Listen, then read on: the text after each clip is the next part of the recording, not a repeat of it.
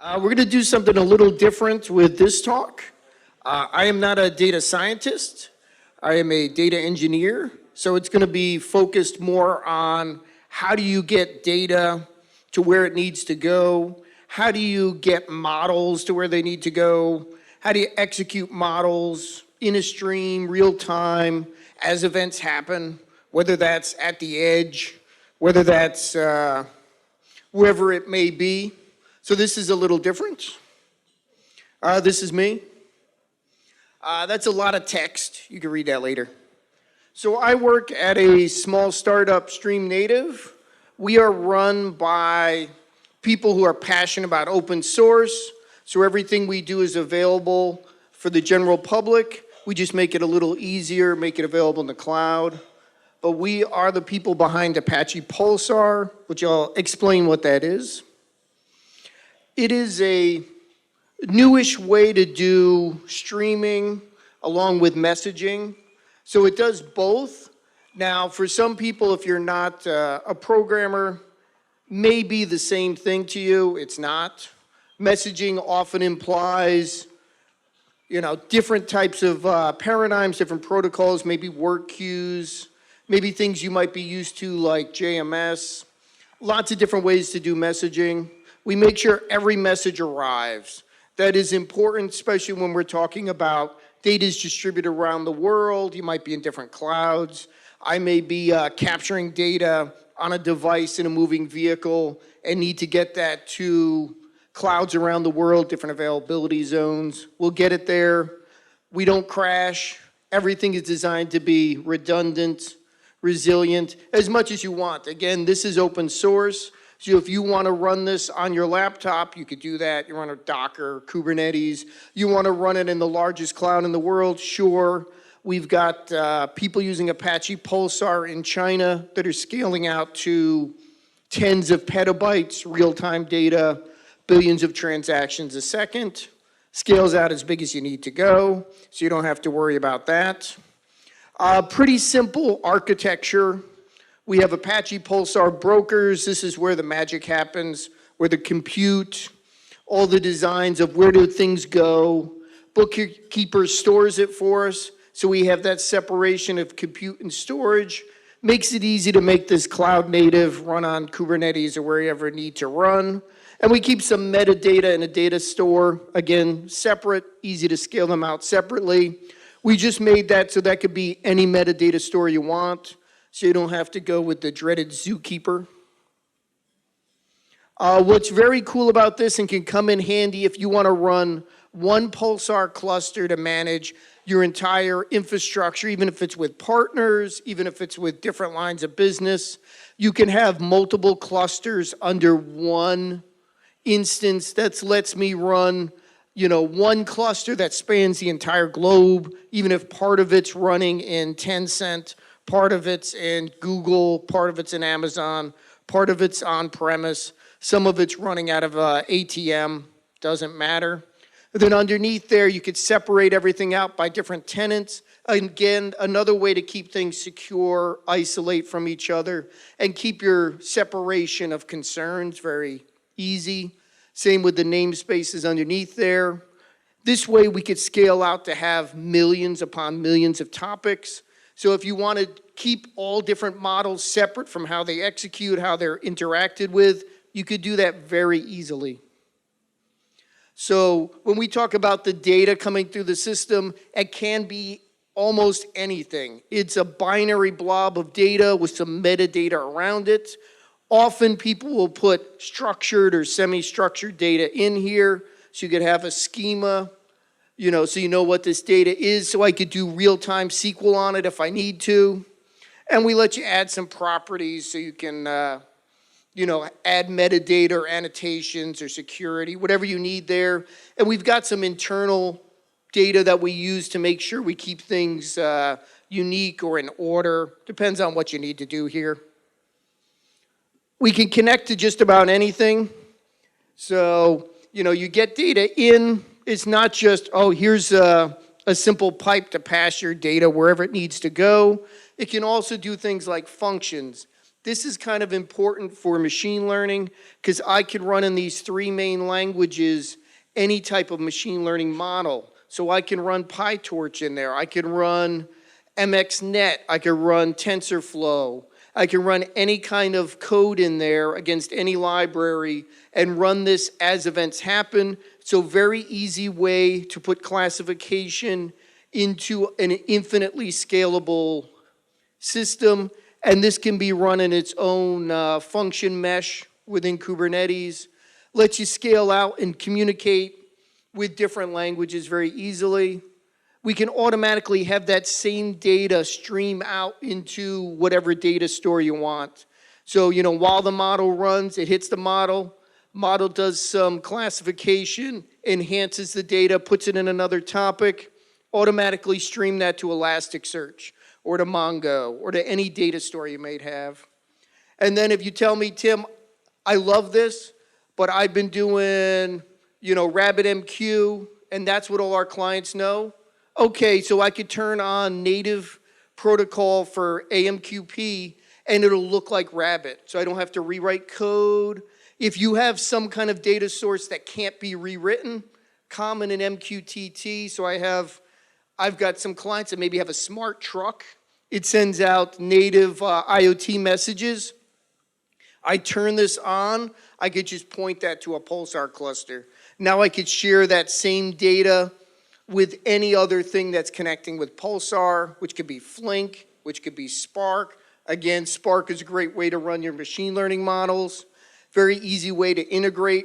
I could do this with real-time SQL. We've got 3 different SQL engines, all open source, all of them abstracted from the main process, so you don't have to buy anything. If you're a Spark company, use Spark. If you're a Flink company, use Flink. Doesn't matter to us. We just make sure that it works and the community supports it. This one's important when you start talking about pricing. If I run, other messaging systems, they might put it in one really big, expensive EC2 instance. And as you know, I put SSDs on there, really expensive. So, you might not want to store every message you've ever sent. Well, we have built-in tiered storage, so I could send that to S3, send that to GCS, wherever you want to store your data, and do that transparently. You just set a protocol saying, if the messages are over a week, put it in tiered storage. Or if I run out of space, put it into tiered storage. From my access patterns, you won't notice it. I run my SQL, it just hits the external storage. You don't even have to know. Perhaps it adds some slight latency to it, but if I'm trying to look back at petabytes of data from a couple of months ago, I might expect a few microsecond hit there. Not a big deal. I made a pretty chart. There's a lot of our friends around this. Kind of think of Pulsar as your way to send anything to anything else.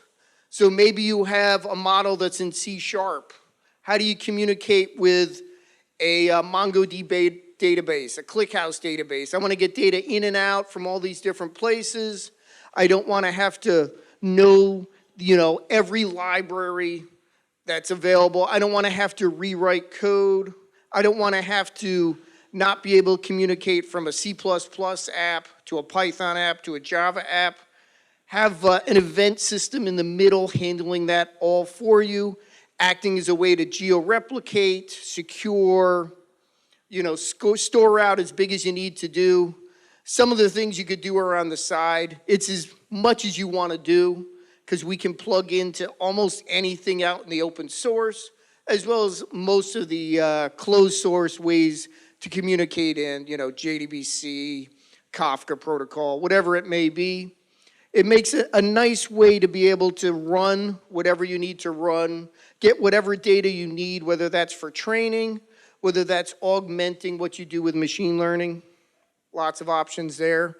This is kind of the sweet spot that I've really liked, coming from other companies, how to be able to run, any kind of classification wherever I need to run it. Here is a very easy way. I don't have to write special code. I don't have to know a special library. I don't have to be in charge of how do I deploy it, how do I manage it, how do I scale it out. I write something that's simpler than a Lambda function, whether it's in Java, Python, or Go, and then press one button to deploy it, and then it runs and it waits on as many topics as you want. So data comes in, I do something, could be enrich it, could be call a model, could call a couple of models, get that data in whatever format it needs to be in, send it out through another topic. This is happening in real time, event at a time, scalable out to billions of transactions, whatever you're willing to pay for, in the infrastructure side. And it's easy. You import, for Python, I import one library. I add one line. It runs as a function, call any code you have. Call any model, call any library, doesn't matter. I've done sentiment analysis in there. I've done text generation. Any library or class you have, any function you could do with Java, Python, or Go, I could just use this. I don't have to use any special library. It's one function. Parameter comes in, and then it goes out. We add automated logging for you, so you could just log to a topic, so you don't have to worry about where do my errors go. It goes to a topic. It could be processed by code. If you don't want to process it by code, we could automatically send it to Logstash, Elasticsearch, S3, a database, wherever you might want, your logs to go to, or maybe you send that to another model to train on logs. A lot you can do there, and you could have as many topics coming in. Again, like I mentioned, you could have millions of topics, so maybe you'll have a function processing a lot of things. Maybe you'll have a couple things. That's up to you. What's nice is because Pulsar runs small and doesn't have a lot of requirements, I could put one of these engines on, say, a small NVIDIA Xavier box that's sitting in a warehouse in a truck, run edge models there, have automatic geo-replication, send the data back to anywhere. I don't have to pay for some proprietary thing from one of the clouds in case I move this to a different country that doesn't have that cloud support, or maybe doesn't have that proprietary tool at the edge. I could do this complete open source. Don't need any kind of special license or special things to do it. And you can run whatever models you want to run out there, or any code, either one. FunctionMesh is a project we put out there in the open source to make it easier to run these together in a separate Kubernetes environment. So you don't have to worry about having this, tied to a Pulsar cluster. And this, we give you all the Kubernetes Helm charts and operators, and you just press a couple of things to install, very easy. And then you just run your own FunctionMesh. This is kind of your own open source, event-driven AWS Lambda without having to be tied to one cloud vendor. I could run this at, on-premise. I could run it in any cloud. Very easy to do. And again, supports those 3 languages. Because we're open source and open, someone wants to add Scala or Kotlin or some other language. People are talking about Rust. It is an open interface. Please put that in the open source, make a JIRA, and someone will take a look at it. If you've written the code, we'll definitely adopt it. It's a very open community. And, what are some examples of I've seen people use this for machine learning at the edge? Again, this is a little more advanced at China, where they've been working for Pulsar longer. Visual question and answer. I've done BERT QA through MXNet and Pytorch. NLP, lots of options there. You get the idea. Since we tend to be structured data, semi-structured text data, these are things we usually run on. We could run on any binary data, but that's really not the ideal place to put event data. I mean, maybe the metadata, or maybe a connection to another system that has it stored in S3 or somewhere else. I don't like the idea of streaming images through an event-driven system. Maybe pointing to them, whether they're in an S3 bucket or in some other kind of model store, and then running it that way. But a lot of different use cases here. Fraud detection, fault detection on real-time time series data, big use case. Say you got a railroad, you're watching every piece of something as it's going. Those are getting streamed out. We could run that on the train, or run that maybe in a regional data center or in a cloud. and then get you the results immediately, and then send that up to be trained in a bigger system. Again, what's nice is you're not tied to who has the data, who's receiving the data. You could have as many consumers as you want, many producers, any different system, different languages. So it makes it very easy to distribute data. So say it comes in one way, it doesn't have to be the same way out. So I could write a Kafka app that's reading the data and an MQTT app that's producing the data, and I could be sitting in a Jupyter notebook just reading it through Trino, and everyone's working with the same data regardless of how many petabytes with real-time response. Again, the common thing is we support lots of data. Now, that doesn't mean if you only have small data, you can't use it. It'll just be easier and faster if your data is smaller. But when you get up to the levels of where companies like Flipkart and Tencent are, you don't have to worry, oh, what happens if I hit, 100,000 servers? Am I going to hit a wall now? As many tenants as you need to run, as many different replication areas as you need to go to. When we talk multiple data consumers, if I have 100,000 data consumers, maybe I've got water meters in every house in the world. That would not be too many. Performance and security built in. Again, it's an open source project from Apache, so there's a large distributed group of people working on this. I can't say that my company doesn't have a lot of them, but there's a lot of people working on this. I just released, as part of a D-Zone trend report, an article describing this in a little more depth. You can get to that through their platform. This is my pretty little model of some of the things I've done. I was hoping that I could run a live demo here, but it's not really set up for that. But what it is I have some models running on the edge in NVIDIA devices. They're doing some processing when they're done, capturing things from a camera, some sensors, and some other data, some logs. We push them into Pulsar. Sometimes I use WebSockets. Sometimes I use MQTT. Sometimes it's the Kafka protocol. Sometimes it's the native Pulsar protocol. Once it's in Pulsar, anyone can use it. Whether it's a Flink app, it's doing it batch. I could do ETL with Spark.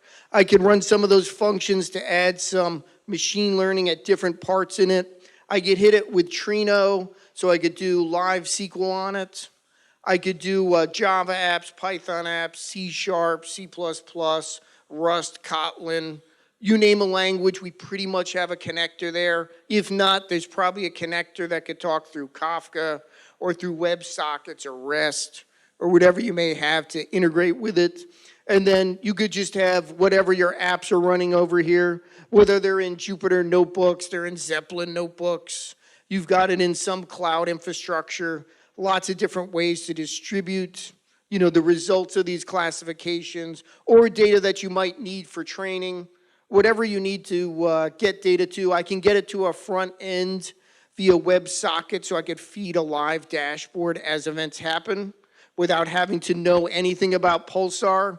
I point to a WebSocket, make sure I have a key, and then I just get my data streaming to me. I didn't have to know that it came from a device that did it over MQTT. I just need to put in some simple WebSockets, and I've got that code in GitHub for the people interested. Here is my very advanced drawing of an application. I am not an artist either, unfortunately. So yeah, this is pretty much what the app does. It makes a WebSocket call to Pulsar to say, give me data, or it can send data. I have an app that lets you type in some questions, sends it over WebSockets to Pulsar. It hits a NLP function. The NLP function runs Vader Sentiment on it, gets the results, combines it with some other, puts it on a different topic, and that same web page is sitting there with a WebSocket connection. So as those events pop in, they pop into the screen and you get it flowing into your table very easily. And it looks like that, because again, I'm not a web designer either, but It shows data, and there's a way to get data in, and it comes out. It's a nice open source data table, so you could sort it and do a search on it, those kind of things. And I've pushed 100,000 records into this table in 2 minutes, and it's not really a problem. If you have a phone, you could scan this, and we've got links to those articles, the GitHub, all kinds of different fun stuff. We have a free training online that's Academy StreamNative.io that you can, if you're interested in learning about it, we give you a Docker environment and some nice little course material there, pretty straightforward. I do a newsletter. Ooh, that's not formatted nicely. I do a newsletter every week that covers Pulsar, Flink, and different things and some cool things I see in the week, what happened, different talks I was at. 2 weeks I'm at DevNexus, so if you're in Atlanta, say hello. Again, like I said, that training, everything's free there. We have a couple different languages so you can learn in Java, Go, or Python, or C#, up to you. And we have 3 minutes for questions unless that timer is random. I'm guessing it's probably accurate? It's accurate, yes. Okay. Yes, thank you, though. And yes, we do indeed have time for questions. So. It was so easy, no questions. Okay, well. We have one over here. Oh, sorry, yes. I guess I'm sitting in the dark here. In a dark suit, right, with dark glasses on. Nice. I was just wondering about load balancing and kind of control of CPU power being kind of commanded by third parties coming in, right? I mean, in a worst case scenario, like a denial of service attack, how do you prevent and manage to control the compute resources that are being demanded by clients? Well, it depends on what the clients are. Now, if you're running in your own environment, because this provides a library to communicate with your Pulsar cluster, you are probably running on your own infrastructure to get in.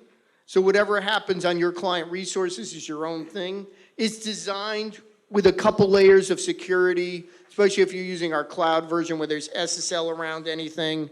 And we have things that are looking for, you know, sites that may have been known for doing those DDoS attacks and other attacks. So we have that.